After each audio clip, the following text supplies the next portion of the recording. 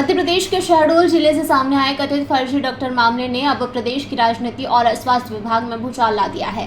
रीवा लोकायुक्त द्वारा रिश्वत लेते रंगे हाथों पकड़े गए कथित डॉक्टर महेश चंद्र शर्मा प्रकरण में अब डिप्टी सीएम एवं स्वास्थ्य मंत्री राजेंद्र शुक्ला का बड़ा बयान सामने आया है। मंत्री ने साफ कहा है कि प्रदेश में स्वास्थ्य विभाग डिजिटलीकरण की वजह से ही इस तरह के फर्जीवाड़े उजागर हो रहे हैं और इस मामले में सिर्फ फर्जी डॉक्टर ही नहीं बल्कि उसकी नियुक्ति, उपस्थिति और रिपोर्टिंग करने वाले अधिकारियों पर भी सख्त कार्रवाई की जाएगी।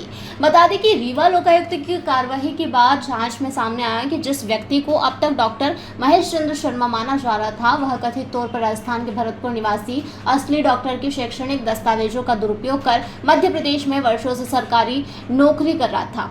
इतना ही नहीं, उसके नाम पर शहडोल, श्योपुर और खरगोन 3 जिलों में पदस्थापना दर्ज होने का मामला भी सामने आया, जिससे पूरे स्वास्थ्य विभाग की कार्यप्रणाली पर गंभीर सवाल खड़े हो गए हैं।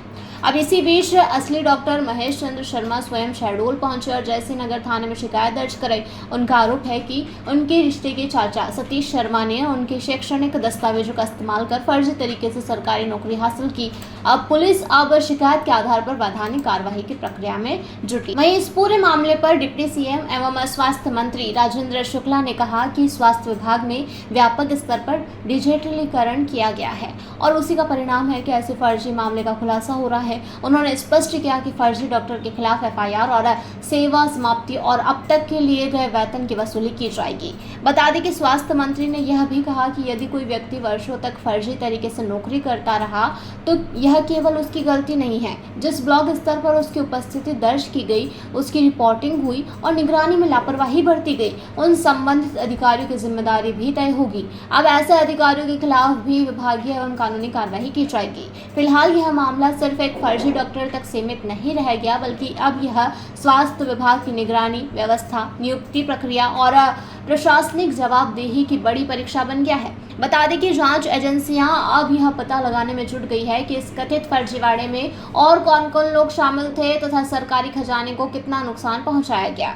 वहीं इस पूरे मामले में शहडोल नवागत एसपी संजय कुमार अग्रवाल का कहना है कि इस संबंध में हमको जो शिकायत प्राप्त हो रही है और राजस्थान से जो अधिकारी हमको बयान दे रहे हैं, उस शिकायत जांच पर कोई अपराध पाया जाता है तो कार्रवाई की जाएगी।